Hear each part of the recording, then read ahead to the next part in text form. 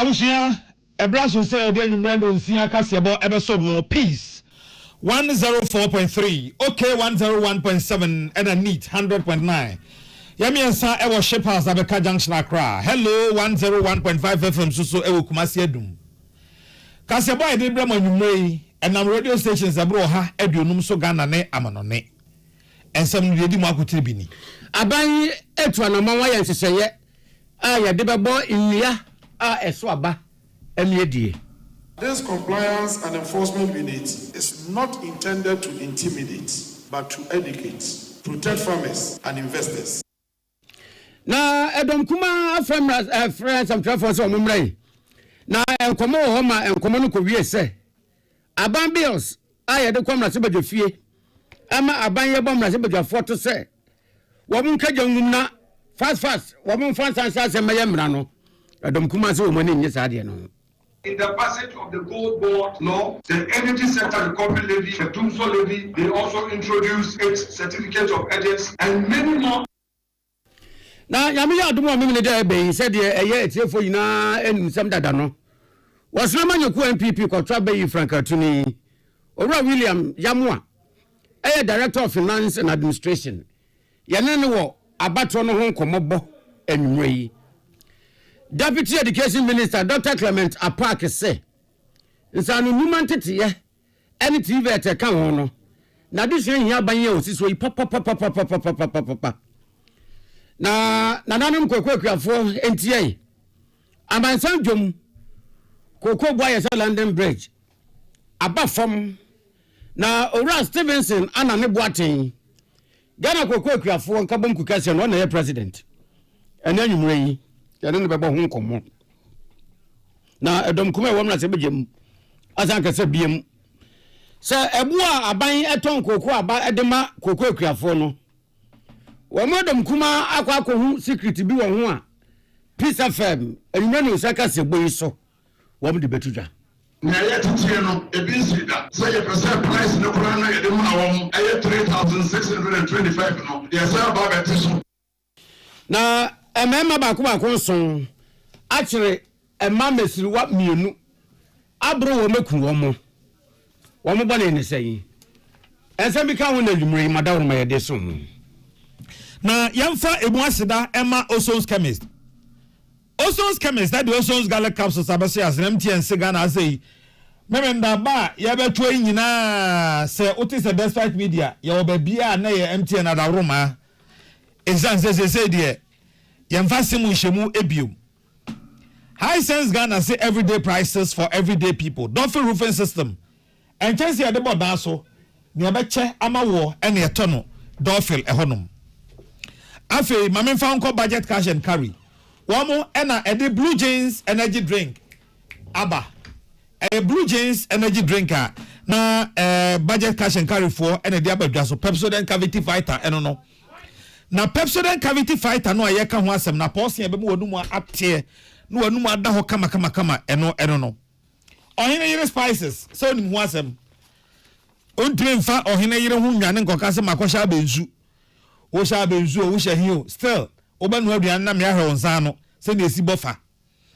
Ruta wapom de ohia de a ene na Ruta natural products Ruta mixture na nwanwa se Lawson Herbal Center da Roma Dr. Lawson ohei ye friend no Virgin Doctor na sense o modura ebema ba bi ache na ache mawo Ecobank se bank a wadwena hwe kan ti odache one sorting out dada amawo eno no Cancer Herbal mixture wan tutu aba ho wan tutu aba kafra cancer ene bebo awo san makura da Roma ene nwumre yi otienka akenkanfo yeme na ya kese ena ohine na kwame amo na ya don so no mosikwa waya mamra ni amane ada compliance and enforcement unit a Tree Crops Development Authority ase ya dan di na enipa ba ko do watwe num 85 ena yakwa mo abamu a Wamwa compliance and enforcement unity emu.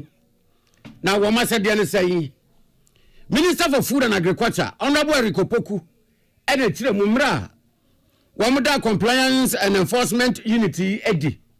And was say, Elia ayeduan woman enye se bi nnianu bia keke na mmom eye nnua eso aba ye dime ye yie ebi ti se atea ebi ti se abe ebi ti se kube mango ena afi nnua nso so a aba eso no ye ni na nso so nya so mfaso ti se nkuto ene raba sei obaga na ase aye womra aye de bo ne dada dwumadie ehun kuayo ene kwan pa ya fase de kwan mo ne koton ni na no ye wo emra wo ho Tree Crops Development Authority Act 2019 Act 1010 na ye no se kamya ye se mra yi wo ho de na nso so ye bu ye ni agu so ama kwanya ye di nnua eso aba me ye die ana eso aba ye nya so mfaso ye de faso no enye ebi ni se nnua no nia ebi wo wa ye ne dia no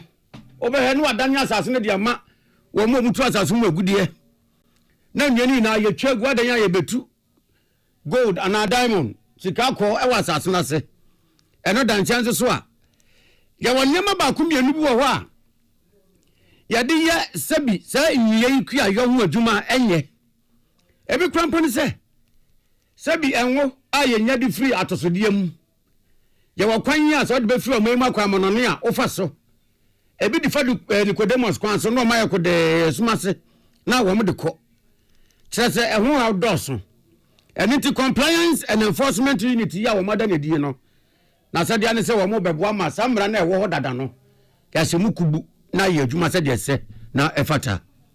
I am encouraged by this development. Let me stress that this compliance and enforcement unit is not intended to intimidate, but to educate, protect farmers and investors, enforce standards, and restore confidence in the sector.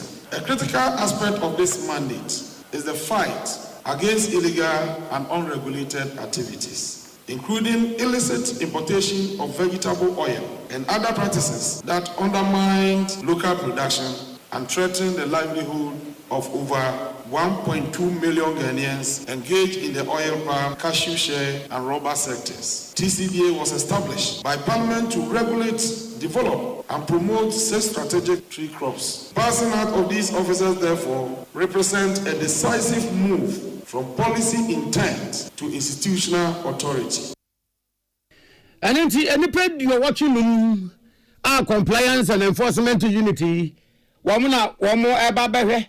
Ama ayi adwuma se de se ne fata no nya de a wo metu omoni de asi kwani bia se bia popo wo mani agunu so hunahuna no na mmom training a wo mo ba ye no tete aye de ma wo mo no wo mo de perepere ye be ye adwuma obuonya ni de kwan so na titru wo mo aya wo mo fa kwati kwan so kra enwo fra ma no ne eba wo man mu so wo mo boa ma wo mo dwumadie no yesi ano kwan. After rigorous 2 weeks of intensive and disciplined training, TCDA is proud to announce the official passing out of the first cohort of 85 compliance and enforcement officers, comprised of 15 females and 70 males, drawn from diverse professional and academic backgrounds that are critical to driving the authorities' strategic focus. Throughout this period, Honorable Minister, the trainees have exemplified discipline, professionalism, teamwork, and respect for authority. As an institution, we are proud of their conduct, commitment, and readiness. And we commend you all for successfully completing this rigorous program. Nyayatini ni Honorable Kopoku, one Minister for Food and Agriculture. Otobrosi akojobu edu okumase ona ko dwumede ya se odi amane boyi abraye nwumre na yada so ewo Asante Mantam emu suapon kese ba kwa ewo Asante Mantam mu wonum abodwade etoso enan ni a waye akwankwaja sum amadisuafo a abeje wontete na wawie sa suapon ene Akenten Apiamenka University of Skills Training and Entrepreneurial Development Amusted na edwabo na se no tonsa e de frɛ so afọ abedi ekira ohwe enwumahua so nunyafo Dr. Clement Abasa Park ema okokasa ase ose ene ba bia wiase nyina de ayedwankobea ene nsa no nwuma entete na sansa no nyuma tete no aboa pa ama wiase ama bi atu empon enti na say Ghana ban wi ata so say na ebeye bia obaboa ama sansa no nyuma tete no awadre Ghana maburu ni ye pa na ba na sanso so a ebetumi ama omo ankasa abobra ontena se nhwe say aban ma omo adwuma ansa na omo PBB ayo. Government remains committed to strengthening TVET and entrepreneurial teaching education as a pillar of Ghana's industrial and technological advancement. This university stands remarkably as Ghana's premier public institution for skills training, TVET teacher education, and entrepreneurial development. That mission remains unchanged, and it is the mission of government that it will continue to strengthen this university. This university occupies a strategic position in Ghana's response to one of the most urgent challenges of our time, youth unemployment. Institutions like this are not only preparing graduates to seek jobs, they are equipping to create jobs, solve problems, and to drive productivity across sectors. Now, Vice Chancellor, that's also your point. Ano, Mr. Akan, Akan University of Skills Training and Entrepreneurial Development, Professor Frederick Kwaku Safo, and so editor, just say, who be here pass additional for my budget Titiano, near Yaditi woman or Mukofino, on the Kakuyajuma.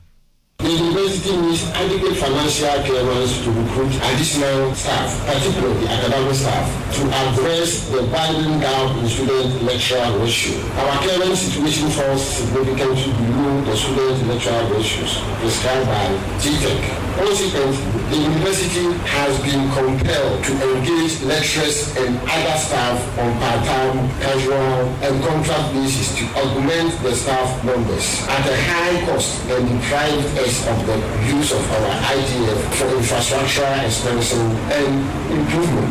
The university's infrastructure needs include limited student residential accommodation, lecture halls, and staff offices. Both campuses of the university are in urgent need of modern library complex, ICT centers equipped with contemporary facilities, as well as workshops and laboratories capable of supporting our growing student population. Prof to the boss chira niema onu hia e wosuapon no mu ansa na o maye abafu suapon atimi atete nkwada ne se de omo asusuo pepe sansem nyina Samson Kwame Nyameche na wode ebreye na ena edomkuma wa mrase bejefia ya minority wo mo friends am trafo so omra na enkoma kakra wo ho one person mo bokra ansa na mrase bojafo ya boprer se prr amoma so ma setena se enti ensam trafo koi Emmanuel Akoli and William Gentu. Echo see despite media name. Na wamu kwa yama wamu bo open player wie ya. Adam kuma wamla sebe je penu ada wo mano. Alexander Afenyumakin ene kasa ye. Ene say asem ha papa. Na endi saban yo ba ye. Wo ye nyeme bia se wamu minority for na hwan kan aban ebe na besebone. Amu ato akoso aye. Do you know so? What you say? Bills. Your water bills. And electricity bills. Nemum. Are buying bills. I buy a and a mobi. Oh, once the Ababa Tum la Sabbath fear. Nay, the attack was away, dear. I said, but Kunami are in a show. A channel, Joe. And he and a Sabbath from one to go slow cry. One woman, no moto. Now she shall contemporary. Where you want one now, woman friends and shots and 10. And now, Honorable Alexander Afenyumakin say, when you have found a certificate of agency, no, a banasano, woman, Yabrania Daje, and Fat Bill Cronon took Mamaso, and down is a Kusnama Wapaso, and do some year pine, yes, say, I dare not Bampaso Yawa, dear won't be Labano, a Babua, Mwa, that's in Sansoni, and now and yet.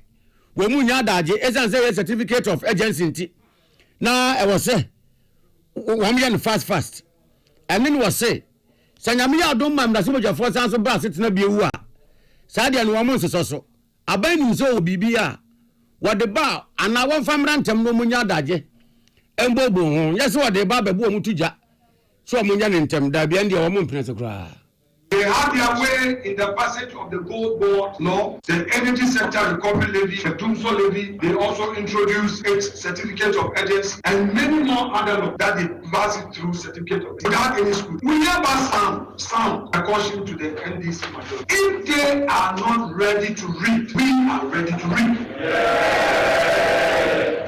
We all became aware that there are 189 only existing numbers when it comes to software. They can't mark the length of trousers. They only talk numbers. But we all know that even in the passage of laws, when it comes to quality debates, we do proper research and we argue on facts, supported with data. What they come into the chamber to do is their problem. But come 2026, this 2026, they will never have their way. They will hold their feet to fire and ensure that each minister account for his stewardship. We know that 2026 budget is a chop-chop budget. We know that 2026 budget is a chop-chop budget. We are going to focus our eye and scrutinize every contract, every document that goes to PPA. The minority will follow it.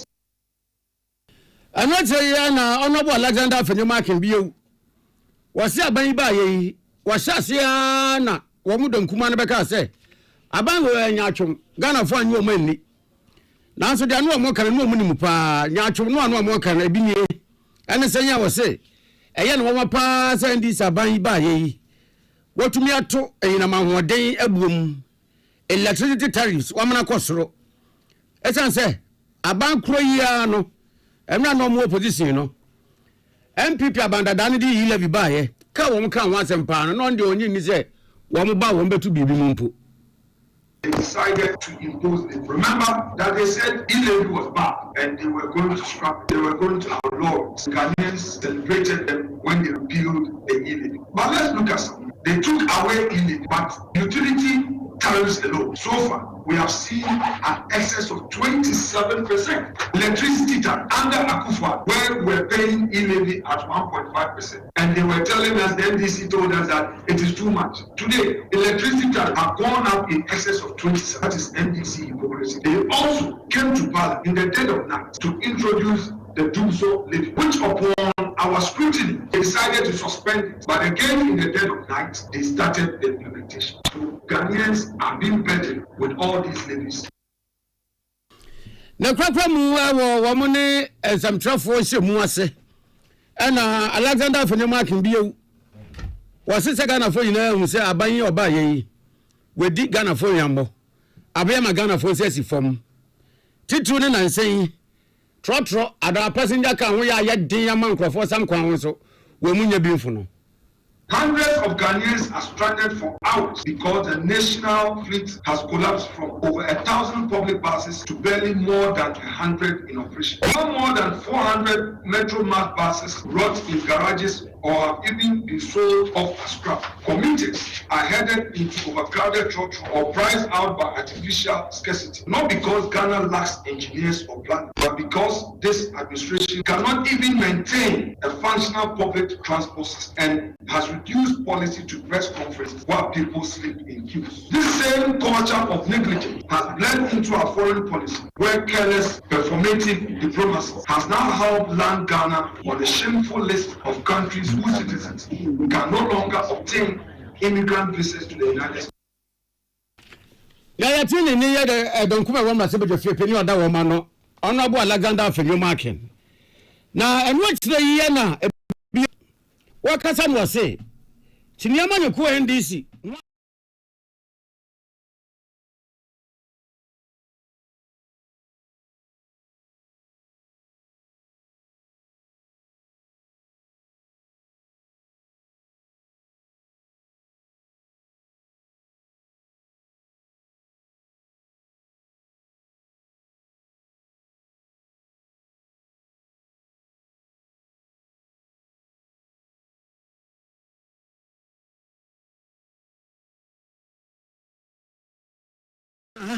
na waka you know say eh anya bia wo mabo NDC pa says wo mo MPP wo mo banche hia NDC na mbekusama wo mo ana asesan Alexander Fenyoma can say NDC so munim ho a wo mo sre na MPP for de na aba bo fonso ne de ne nam ho apaso ntia nya wanwa na mum wo mo kai say MPP be free dia wo mu ko mu afi na wo mu andi sin so nka ye o so mo de da wo manim wo mu sha ase akura na mu uru se mpampa etu wo mu nwene wo mo which one vice president also on the president and then I'm saying yet say on afaharina Idrisa and running mate yet said chief of staff Julius Debra on also nam no kwan on also the president edi on also or say the running mate any 50 kwete yet majority leader on also on am baby on any ablaka almost your permutation yemia finance minister on also almost say obedi president on also depend running mate inti adiano atasa obi yemia erikopoku ono agric minister one kasa wo ministry okra no sika eseso omudi ma na wodi ye gweduma kro mo farmer also obedi president ono openi erikopoku ehu the difference between opposition and government our opposition and kati brofwa kase and obedi minister sika odi be edwuma kra mpo no aya asema man ono so obedi president na ya tini nke ya dom kuma wa mra se badwafie peni oda wa ma no Alexander Afenyo Akan William Gentu ni Emmanuel Akoli ena ko ensamtrofo nsie mu dom kuma no fra ya ase a o mada romanwumwe ya timu nsemu yi na de okasa ema edom kuma no fa kuadwuma ho eye orumonyamfo Dr. Isaac ya Opoku ono so de atudwa se abaya bonitirimu poso oba be bibi na sa de ne bi si Ghana hada Frisa Ghana sha ase do koko ema koko bae ye nte ne mpani sem da se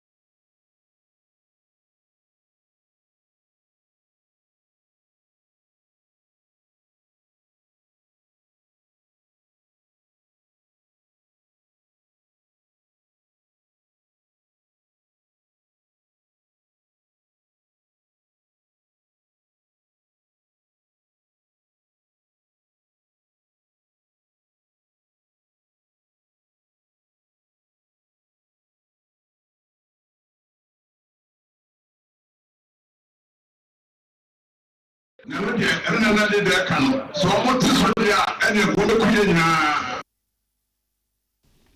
Afei ose abaya mampani John Dramani Mahama edi animu yi onuma di kokko akuafo hwammo pa se time a wo mo ewo opposition ensem o mo kan ne kokko kura na o career unya sikai se akuafo akari kokko bags esunsumo okwa yesiska ni ho esi akra de akrajifo no mto kokko ni bi se kokko kuani no hata ni kokko na wo na osesa e de ba share wo so ba be kari pe wo se sika ni ho ene opa fakosi fie na sika ba na de kokko na ba se de kokko akuafo aye mobododo promises akesia o mo ye every kokko region you be processing factory every kokko region o be kokko college yes that's what we do manifesto o ma graph new promises and akuafo de amemene as of 3,625 from November for the first time akuafo to be in the project for the first time akuafo in the project now no can be frame avenue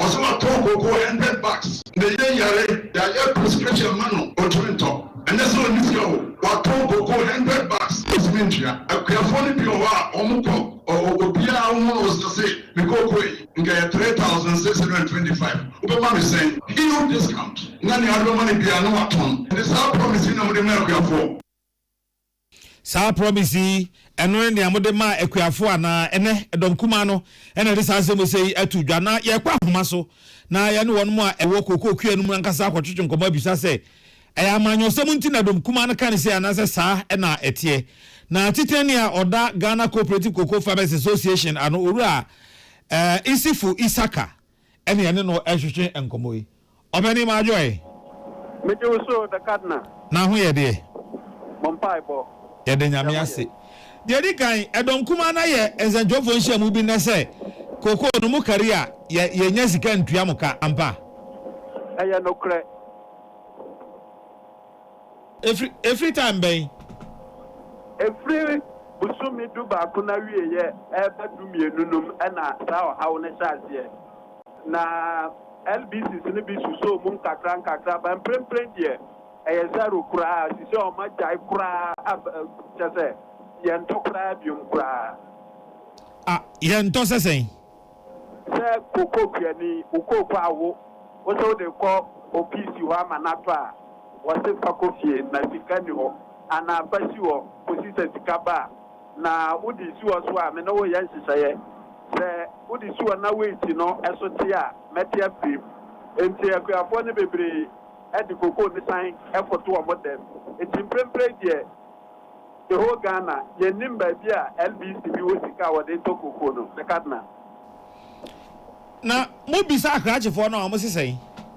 Oh, nyame anim no kura ni yanya akonya de the Lances Buying Association of Ghana na komba fa ikwadi nkomo.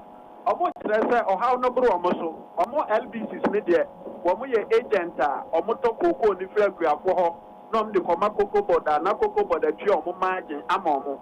Omo agye besia free banks ato koko no ɛde koko na koko board. Ama prepare me no kasa deɛ. Koko board omo ka omo ntuaye.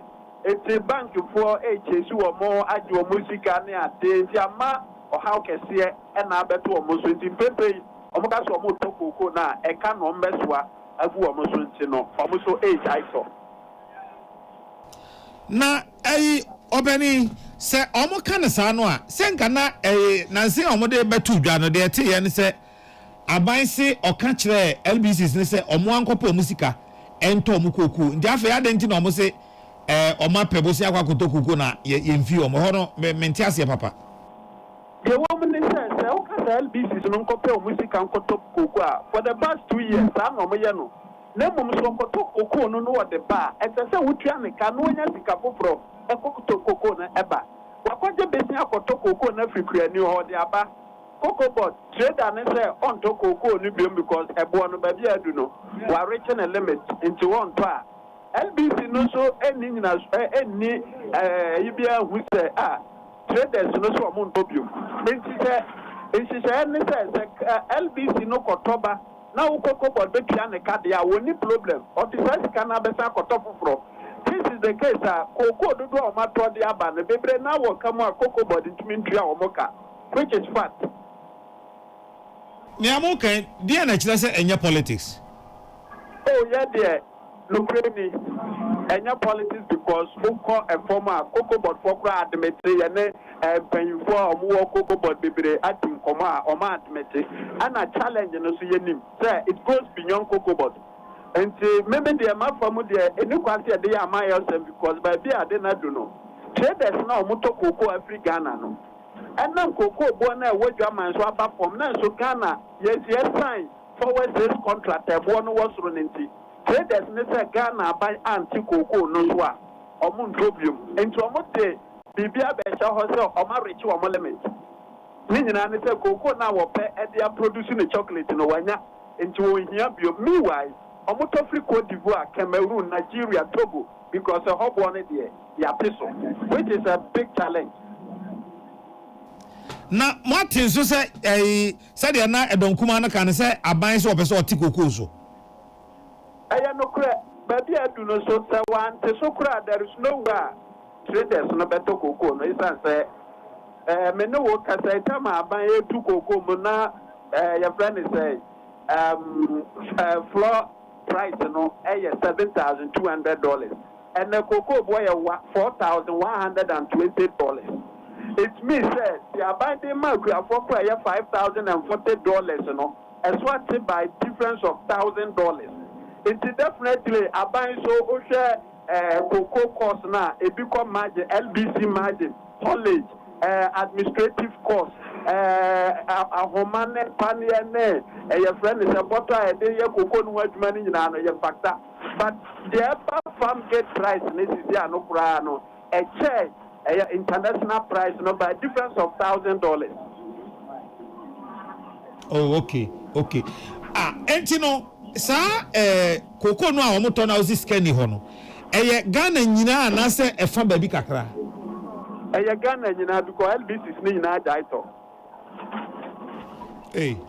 and asem ni serious eye asem kese pa se dia na momo be me no ka sai kwa me tika mu a me ko kuma so china the Ghana Cooperative Cocoa Farmers Association leadership ye koye meeting ye wi a ye pese ye engage cocoa board mpanfo ye wi a ne ya engage traders no so ne ya hwe kwanya mutually ye fa so asa or hawe ebetumi abrase nya sa akuafo mma egufie ya bie school esa so wode ne bako school ne cocoa si wonti me fa akola ne nkoi eti ye betu anamo ne ne mpanfo ahia wo efiti na ko ne ya hwe kwanya ebefa so amata or hawe abafo. I see. Obeni Peace FM da se nwumre se wanya adaje ne atwetwe nkomo. Why? Tekatna, let's make them asipa. Nyame enhiraw. Pani a yene no ekasa ye ono eni titirani a oda Ghana Cooperative Cocoa Farmers Association ano ye fe no Isifu Isaka. Na nkomo twetwe nyina afa cocoa eni ba bia krachifo no eto cocoa no benya sika e de atua cocoa akuafo no eka. Ebusafo ye basisi asimape. Peace FM. When you're going to buy a paint, don't look left, don't look right. Go straight and grab the luxury acrylic paint. Don't be any painting be paint. The luxury acrylic paint. Paint me champion. When you're going to buy a paint, don't look left, don't look right. Go straight and grab the luxury acrylic paint. Don't be any painting be paint. The luxury acrylic paint. Paint me champion. Peace FM. Absafo ya mama kwaba na ya tuaka sebo no so. Ya me ya adumo amanyesam die asam wadi akoti no mu pa ho komobo. Agi radio any television. Any de bon krata mabo so eye memene da. Abato akase ya wosona manyoku MPP osono ma. Ekoto de yi frankatuni. Peace FM wa mu bedi da sese. Eba no MPP amanyoku yi aba wa mo kwoti won komo a ye no mabọ bi papa emedi etio mu nyina mate de wo se mu nyina mo na isanse 20 ya ye nya ye che 20 abato no nko na wie ye de be koso abọ won komo na de be pie fi mu bia no so ya mamate ti anyumre yi yesia ye no owura William Yamwa Director of Finance and Administration ewo NPP amanyokuo mu na ebo nkomo aye se entotiere die nimu ne dada no ana se wo masisem ana biaba titru ni wo mo mututu aba nyame ya adom a memere da ebe yera ya mo Peace FM sini majo Ileja awusia ampaso mpomu te sen adom na yemfa kumanyi free entotiere ene sese ya de ko eda memene da se el sachra ya de enimu no a lechia watie fo nyina yes nyame ya adomo a eye memene da ya da ya nimu ye January 31st sani ya asese no ya batwo ni benya abaso pepepe ebo nyame mpa ye se ye nyina ye be kwa koda no e benyane ye hu adechie na yedi akoshisha so and by this time the nyame adom near nipa delegate for and as a party for no and as all pound no partner amaye the akọ 2028 ya beda se na so fans so ye hwe adehye numu a wo mu gina me ato mo so aba no sese ya mo de ato wafa abatu ye ho obi edi so pepepe obi ambu bi so obi aye na sade se na efata metachoani obi a edi so pepepe titu ne na wotwe atwemu peace pact na wo munumu ina ado mo nsa hyase no se 15 last week le besi nne no monti ekire bani bia se obi akweti bibi David kwa afi yemre nyame adom a memene da abato ni na gina delegate a MPP amanyuko no mra no mo nchese yemu no wo mo wo kwan enme ye no bompa ne wo bonko mai na yebisa na ne tumi tubi na wan ena eye na adwen so obetumi atubi so emra ne ma kwan se obetubi yo so offer party constitution na a list nipa ko a omotimeto abani ebie you can National Council members to be the Council of Elders to be the National Patrons and so to be the Regional Patrons, Constituency Patrons to be Regional Council of Elders any Constituency Council of Elders to be the Founding another Foundation members to be the polling station executives, the electoral area coordinators, the constituency executives. Now, say former for also able to be the regional executives, any former regional executives, and so able to be the former MMDCs, so able to be the former parliamentary candidates, and so able to be the former members of parliament, any current members of parliament able to be the former ministers, any deputy ministers, and so able to be the past and after former national officers, and so able to be. And in Nipa Kuakuri, and I external branch for, and so current executives, any former branch executive, any staff and asset directors, or national headquarters, any current national officers. Sa nipa kuo na ebeto ebi eye memeda. Na yero ya mo ase yen students that's con for Kameba patrons. Yes, that's con any the patrons. First na patron for until verse. Amendment July the amendment 2025 University of Ghana the amendment the patrons of the TESCON so become na TESCON when dey na say yeti no yetiniye dia as a protest bi every camp bi by say enka won mplema won ntubi na yesanete na yesanete a mo resolve ni say na oboya manu enwere oh and here a protest via a fee camp. I would say you forming intra-party committee into at stakeholders meeting, each party via our concern or be table for discussions. Into a deliberate area now you're making consensus decisions. And yes, a camp or a party be and a pushy and I say deny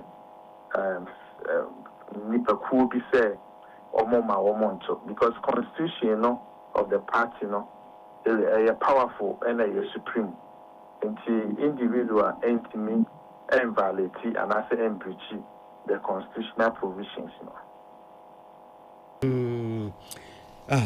yate na say eye will be adwene say no ye osno ba but abato because so no pay the bre titru ne parliamentary candidate wenya into ko independent sa nipa no oye eligible to vote the constitution but okay article 391 now why indicate say obi ejina independent and I say oye juma now campaign tia the party no obi a sponsor and say they dey call Akan say presidential and say parliamentary election na say wo sorry tia say ni pakona constitution it says say ni pakono wa forfeiting a membership it is obi under this clause and our provision ISR the end now the prescription and as a recommendation for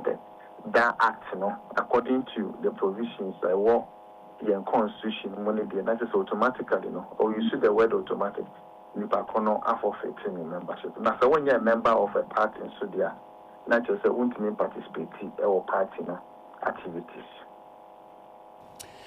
And when a piece of a does, meaning say, people for go a far back to you, Mubeka say, was no man who could anything to delegate a behua. The other kind of 7 that back on the best party and a panel song. Now a barrier and you 2 p.m. You know. Yes, sir, Obi Biara, or 2 Abanibi say, Sadani drew on one. Uncle, now or quite funny ID card, and a party deal, say a Ghana card, say a EC card, say a driver's license, say a passport, Fako, na a Fapotuaba. Here I am more piece of them that's anyway. Nipende kasa ye ora William Yamwa. Oye the kind director of finance and administration e wo NPP amanyukum. Ebio was also the secretary the election committee of the NPP. But you kwa wa mo hwe atoto nyame aduma memene da. Franka tuni abato no. Sese ye ne ntoto ne no ebo enkomo yi. Na ye begina so na ye twa ho aba. Yabeko ni akwa de ba ye ntia ma mienu mesiriwa mienu ba kwa di 58 ba kwa di 75 mrantia 7 atuogu omo so abu omo ku omo rebede.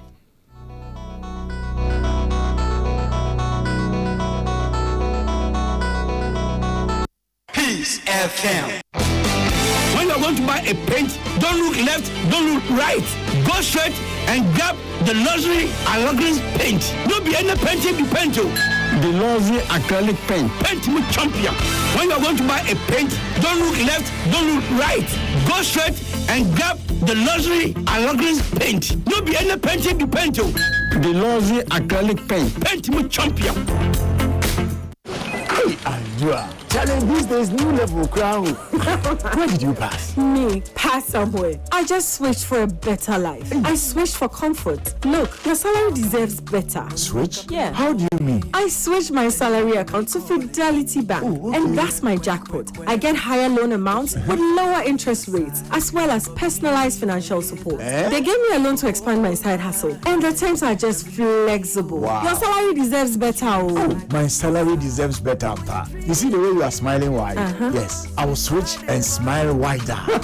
Your salary deserves better. Switch to Fidelity Bank today and enjoy lower interest rate, car and home loan, personalized financial support, and a smile that lasts. Switch and smile wider. Fidelity Bank. Believe with us. If I believe with us, Fidelity.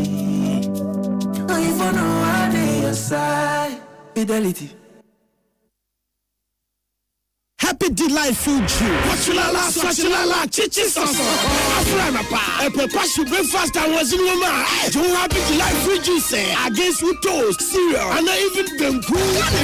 You may a bread and fifi. What's a fridge man? Happy delight food juice. One of one. And you be here. I can let you relax away. Swanu when you're. Let's see what a chamado. Happy delight food juice. Of an berry bring you be all day long. One fruit juice. Happy delight. One different flavor. Different size. You number 1 letter. Number from 150. And now 250 ml. A baby will healthy life shows on your supermarket. Healthy life fruit juice. Loaded with taste. We are the number one. The 15th Gold Bond RTP Awards 2025 is here. The prestigious awards is slated for Saturday, 7th February 2026 at the Accra International Conference Center. Red carpet starts at 6 p.m. The event will also award the top 10 most performed public company CEOs of 2025 with lots of artists performing on the night. The 15th Gold Bond RTP Awards is powered by Big Events Ghana and sponsored by Gold Bond, Visa King, RTP Media Training Institute, RTP Skills Development Institute, RTP Mall, AgriFed Ghana, CocoFed, Knee Fashion, Coco Trade Ghana, Ride Along, Narrow Surge Energy Drink, A to Z Auto Services, and Special Ice Mineral Water. For Peace News, to win the Best Radio News Program of the Year award, dial star 920 star 111 hash and enter nominee code 376 to vote.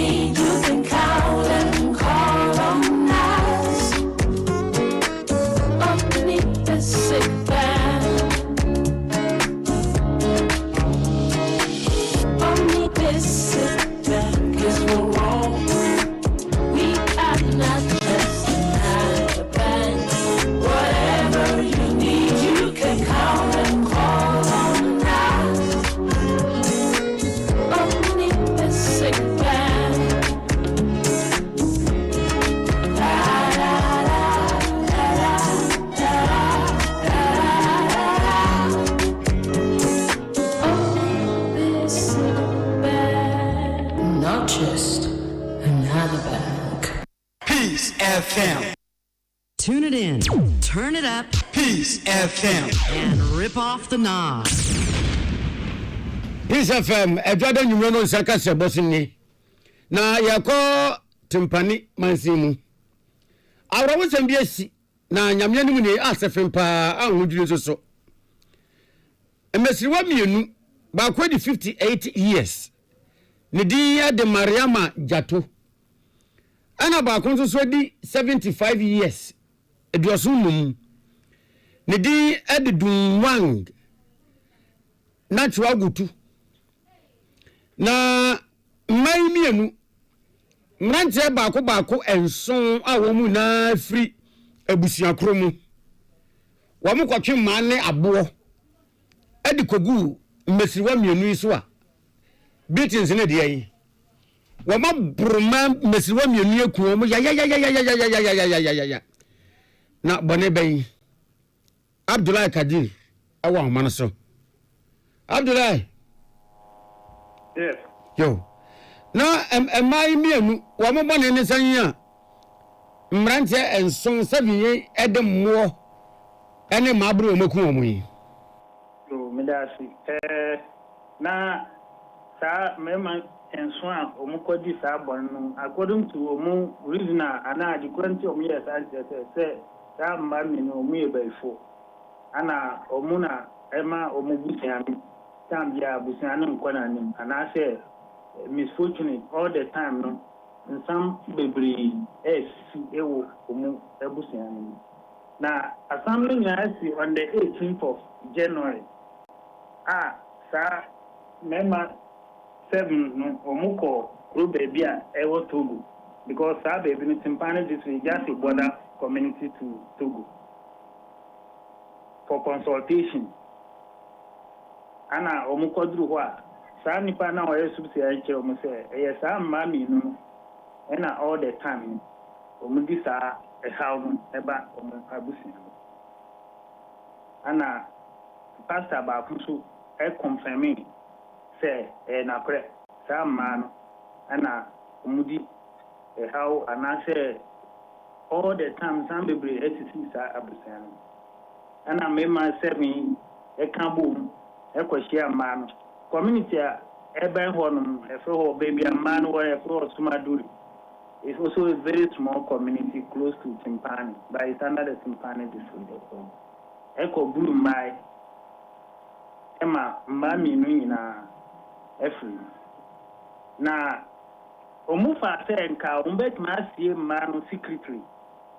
Say the year obi hu ana ebim so ahụ untumi nkọ buru obi a ekọ site nipa na akọ wuna utumi kọ sie no secret ambra obi antumi report ana nsam no kọ to police for ana mo rashi kọ hono kọ ji sa mami ni ekọ si Presbyterian Hospital ewo Garo Timpani asa nipa 7 no pastor ka ho nipa 8 sa nipa 8 sisi a omu nyina police adi o ma akogina court ewo Bolgaha circuit court and there amenu kasai omo remand under the police custody in Bolgatanga here.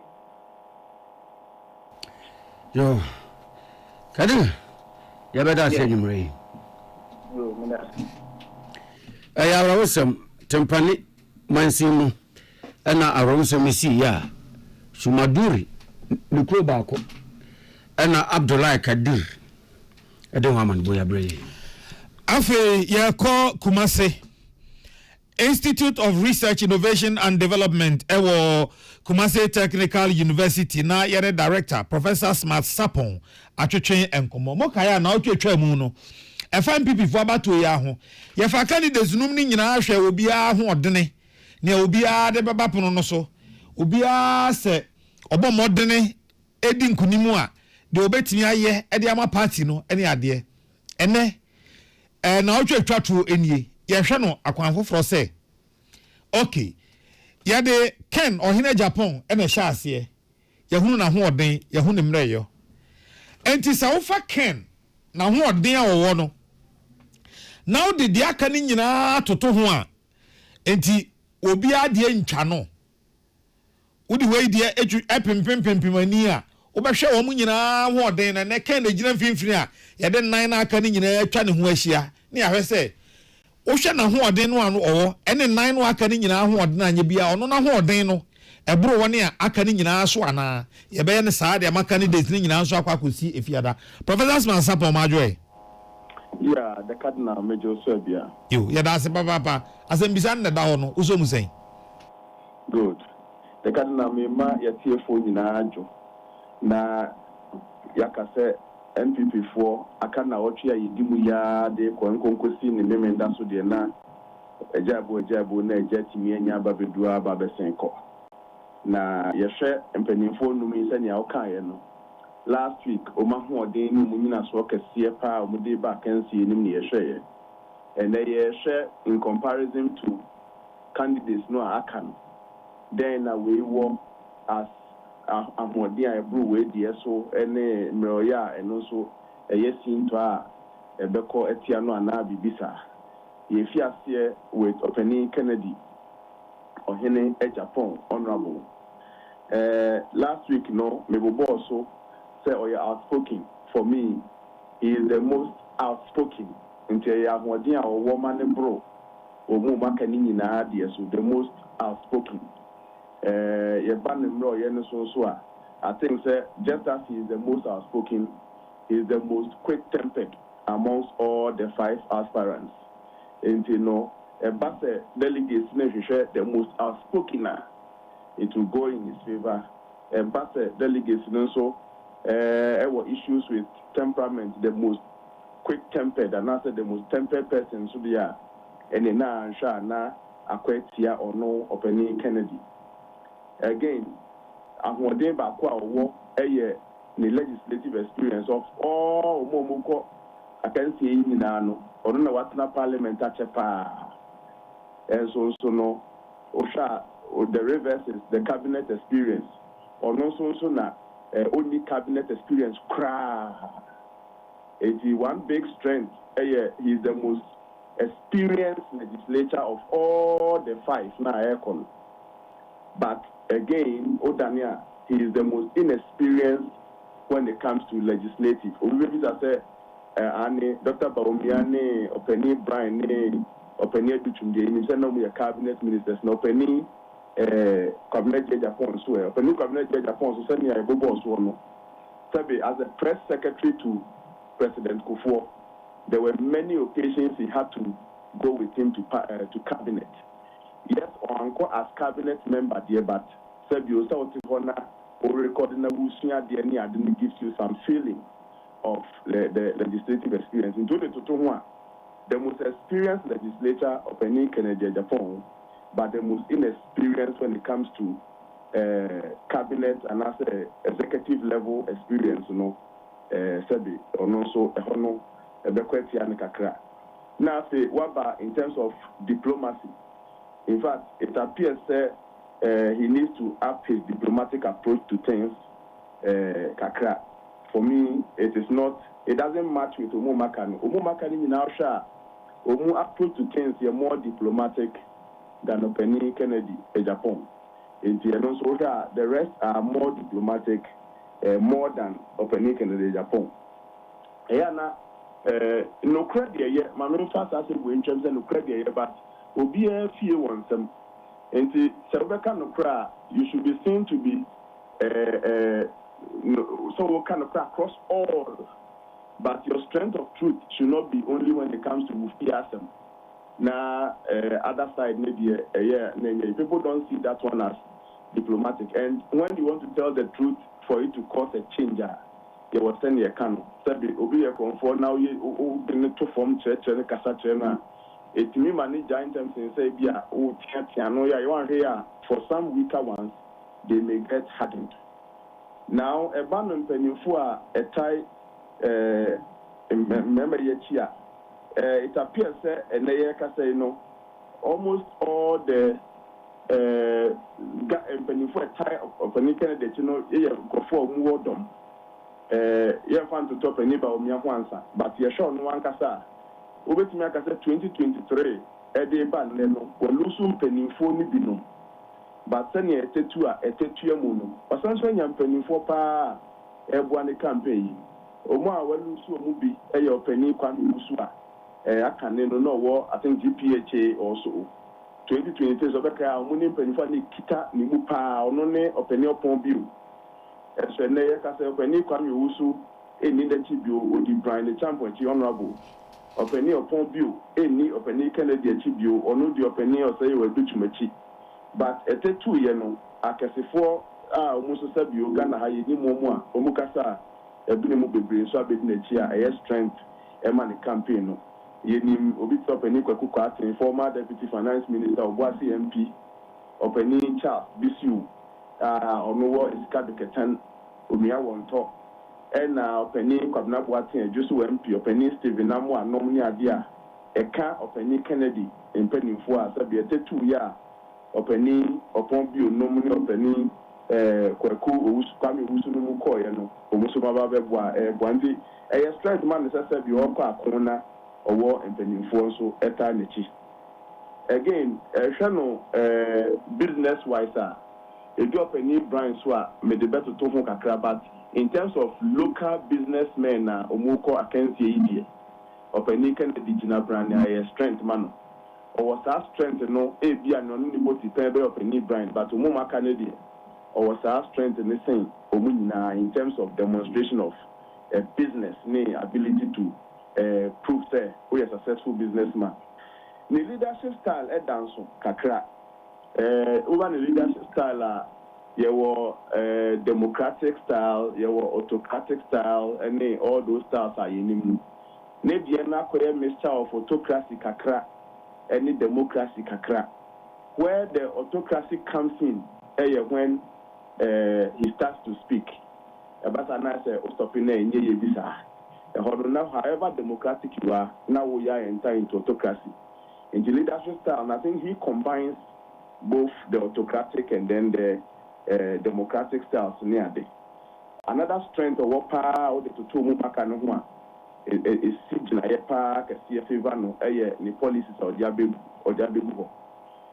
Unfortunately, no o dane adie no a na so ensemu twemu a ontimi manim twemu no akofa ma na bese ni policy. So whenever you want to discuss the full policies of any Canada Japan, then we should discuss na for any policy, any idea, any initial boom. Ama campaign message instead of call from ama before jobs for the youth, any agriculture and this hard. I question the passing by issues no comes to nullify the ideas and the policies are or the Bible to them. Yakasai pa the new penuma ko ni na openi Kennedy a complex Japan original branding. If there are candidates that are threats to his success, say Mranti no bi wo hono mu a omu ebetumi aha ni nkunim bi a oba bedi no a na Dr. Mahmoud Baomi atitru pa na sebe so openi Kennedy Japan TV ni nkunim a na enam onu so ntia if you have openi brand champion. The other two, respectfully, omu threat to the campaign of Kennedy in Japan. But as for Dr. Mahmoud Baumia and Dr. Baine Champo, Omuya ye threat kakra ama any possibility of success on his part. But again, the strength in the grassroots a supporters kakaka base, a fan base kakaka was a unfortunate thing I have observed through my research. Some of the grassroots supporters no be no be more open delegates and we also prepare delegate level election. And the threat my boss Dr. Mahmoud Baomi, I know his biggest threat. No one that say we move to a fire kakadi afa or no say the highest threat pan now if you want one about Benny by the Jambo. And the third threat is the fact that most of the fan-based grassroots Ubeshimwana do Bonwa and said Daniel delegates. And so about to hear now a delegate level election.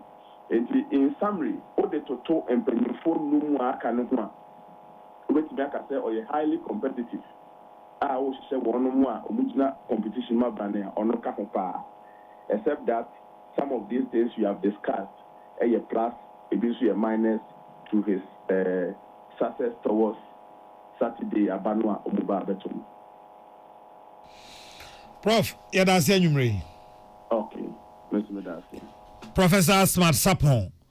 Ono ena yene no ekasa ye se udru Kumasi Technical University ono ne director of that Institute of Research, Innovation and Development ano na said ye na otwetwa mu no sa na otwe so ye no ene yahwe honorable Ken afi nyame yadoma echina eye Dr. Brian Champon ade echia Dr. Baumia ade echia Dr. Seye Oduchum na afi engineer Kwabena Gie Japan ye de etwato nyame yadoma fiara na afi memenda onum akwakoto aba na bibia so aye kamana said the munim said despite media do about to so a yenim se bunyina mo hwe yanim no saa pepepe na afi so ye besan ye no nyame yadom ne yetinkom nko ade a memenda no duru a pane akra to fom a ye maso ati sanse yenim se Ghana nyina dan yen na monya information a asem ani ho e hanso na yen kase ebo nwumre ye desie ensem a ye de brem ansa na ebeko mu no ball bo editor Fabra na men support koso osofo ko na men support na eya bibi ball aye boy on say ball no ankasa ti say wi ase abrabo do ba bi a obia hutimi kire no obia timi nya bad day yenka ho hwe na man you no ase nya bad day ache etensu ko no ma bia kura wotua no fo ano kura sori a wose o man you dey say nya tim mihyiamo amehyiamo na sa o makika kansem ya ma Arsenal nso so nya akokoduro ka bi say wo hia Manchester United ya obehye Manchester United na otwewe ye English Premier League no West Ham trafie hye miensa ma Sunderland team baako Burnley ene Hotspur ekwantipanko obi ahye mienu Fulham etrafie hye mienu ena Brighton team baako Man City enso so ehye mienu a Wolverhampton Wanderers entumi antie na Bournemouth echre Liverpool say the Liverpool team no egu they are always working alone na oma boboli ya 2-2 mpo e Bournemouth ekwa di kan she 2 ena omuma Liverpool beti baako na kire omusa tie time no kra so awie ama the referee de to so aso we na Bournemouth for say yan she Liverpool fo ya omko omesa kodwa omanum say you never walk alone ena soro enu kwa throw omo throw say ana pan na hye ho Bournemouth a she Liverpool enu kwa de na hye da nya match a ehia obi asa enu apa na obi ehwe Brentford etifia man Nottingham Forest achena hye mienu wantumi anka agempo Chelsea fosu nya frufo a omope Chelsea eto a Crystal Palace kokoshe ne kamiensa ema Crystal Palace a omunya red card yi etimu baako Newcastle United omopata pa na ba wiye wotifia ma Aston Villa kokoshe ne kamienu wantumi antibi na match na wiase nyina even beyond UK no omohwe Kosovo, Azerbaijan, Africa, Asia, Kazakhstan, Uzbekistan. Ehine for wiase be bia no mo hwe Manchester United forever. The only team a war England as aseso. So ehu. Na ball no be baso no. Unse na anu ya na ye coach no a ono philosopher Portuguese de nke animu nka philosophy na o ya ade.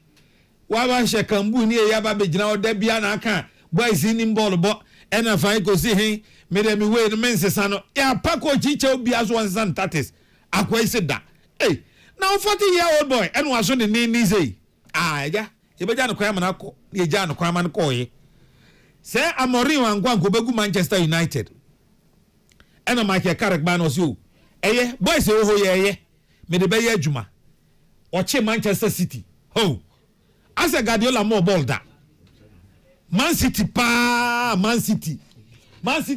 wachi obia jai ase wachi obia na pa wachi obia pa no me say Manchester United saw Manchester City mu no jai na ase Man City more border Manchester United awurade ball me say omo bomb Man City sa fe de na Pep Guardiola gina touchline na ordinance sona no say atunu ni su ewi as Manchester United sheka maku enum 5 5 na Manchester share yo and a referee no eye ho awam and was me ensa de oni VAR ma ye 1 o matwa agu nti aka 2 amanfo so United they say ya o mu share team akese no a next match wo say Arsenal be share omo ama obi akra no one ho ye machine to say Gabriel Magalhaes adaya Manchester United omo mpe ba bi ntina kro omo pa ma omo ma Emirates ho na ne omo de acha Manchester United cry 4 na de na ma manfo suro ni say season aye boy nyina Europe ne England ho nyina obi antimi nhye Arsenal 2 goals ewo ni krom ho enti no omo hope ana omo coach no omo hope pa say ombe ba be Manchester United e ka 9 omo madwene no ne yesa bobol yo omo home ampa first half ye de hye so kakra na nyame amago obi ombo no crack obo Martinez on goal Arsenal for CNT bida bibi so abo omo so you say Arsenal nya free kick e corner team ni nyina be kwa chichiri goalkeeper say yema goalkeeper no kura nhuri na o ma pemo ahye to omo share 1 ana Brian Mbuemo so no ade a wo chiri kura ni nipa ne ho den sene wo na wo wa beto first blow na Arsenal share goal ni wie no awuru ade be Manchester United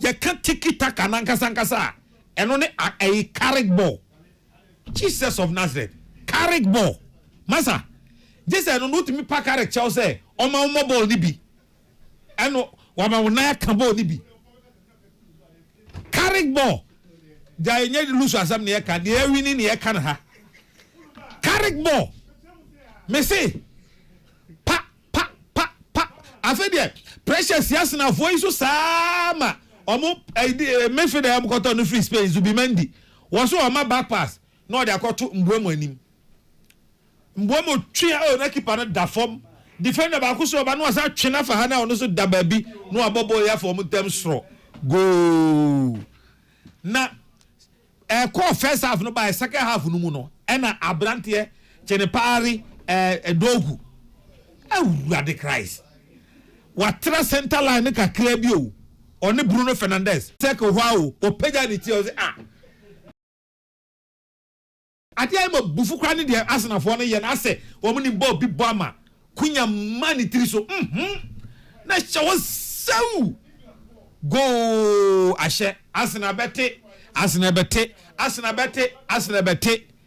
Japon entenura nyame adum krom ha aye din internet so aye din nyina ye Manchester United adawroma Bible say moti hamu de mo nante na suma ntomo ti na ye ti hamu ye nante ankasa aba tie for chese de kokko wie ya ne say Arsenal no a season nyina wo bia ntimi mfa 2 goals ento na tenam wo ni fie no Manchester United 3 ena to na tenam Arsenal so bia ntimi nhye no e wo ni home ni home season way Europe ni ayi nyina Manchester United under Michael Carrick akwakochi Arsenal hwe no wa hwe no hwetropa nura ama ise de Arsenal for ay mobododo ade tanti bi se nti amorin nti fitibra wo ko ye bobo aya wo hwe bi obewia ne ho ahwe o dance wan lokra aya wo muka scores ne nkire no obewia ne ho ahwe eze dia me plan say Barcelona for wo mumra friendly match Barcelona ni Real Madrid mu baako omumra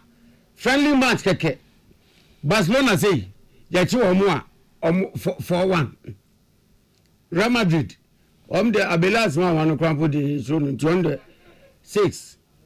omatia mutu Real Madrid ne Barcelona omati Spain omumra na ya me ya pa say ya ni Liverpool editor ya bo awie me ya o ya be dani pool no dance pool no ya be dani ne dam na say die na Carrick bantam wan ka league no dia kayaje because Carrick na ho a enka Carrick entrefie ma Everton enfa 10 men me share Manchester United 10 men na first half 14 minutes how na Wolves awie no ne Man U about draw say the team bia near the ball na nyem sese no team bia the ball na nyem sese no Pep Guardiola dia na okay editor Afrina Pep Guardiola or champion 14 to so say say one Chelsea ya bu na ma was a quarter Chelsea ba Old Trafford theatre of dreams abede bridge no kwa yakobu buru kwa se o mo menzo yi rafa bridge na Chelsea mata so some coach I see Mikel Arteta kra twa no bo Guardiola kra twa no bo na Chelsea problem ni ho wo dia mo beji 8 City kra na je 5 referee say 3 your offside Chelsea beji 8 want now so for yanko shirakare kene yanko kare ke dia nyami be sira no wo be sira no mo be ni say Abraham wo be da ni sira nyami be sira kare ka mo be da ni sira na wo si ho edite eye yare mo si DJ Young Boy sumni enko a DJ Young Boy na sa o me ka say man you hu na wo san kwan you man you ye a e say odwuma ye ye enu say man you adawroma uboto ma ye dudu di se jata cement ena wo badwuma kwa ntimi ntu nai ena wo Young Boy wo badwuma ntimi ntu nai man you ye ye na investment ye ye ma edita yenka wo ba ni meduane ya oni meduane ye no matter ingredient ad be ma no da bi ende oni mu because team we ya amorim ko ye yankoto player fufuro bia o da bi we ya na amorim de gba ye ko bi menu we ya na amorim so obobi enye yiye no oh da bi woni ma de amorim waye bra na san woni ma de Carrick by waye players na ho ya o apart from sending lemons players na aka ni nyina wasesa ba bi amorim de obi aboye na eden na wo player te say Patrick Dogu also on cover left wing back and then about left wing Luke Shaw or the number center back and then about left back Diogo Dalot or the number right wing back and then about right back Ahmad or the number right wing back and then Ahmad about left wing about right wing your friend is saying Bruno Fernandes or the number pivot number 8 and then or free row number 10 about on the shoulders of the striker ni ehwan Brian Mbwemo under Amorim no bo wings o obo your friend say right side of number 10 and then on the nam na oh adwuma de onima na onimu no boy kwa mo boy etiefo mu bi say asem no de tia ne say nra Manchester United ehye Arsenal 3-2 ewo Arsenal fo fie Emirates ho eti say ya hye wo mo ama esi Man U da top 4 nu ena Arsenal fo so points on the BT Man City and Aston Villa no is a swatia about 4 pe. Jafi Arsenal league no as I be. Thank you for the last time Arsenal wo muje league no na no ki ate the trade na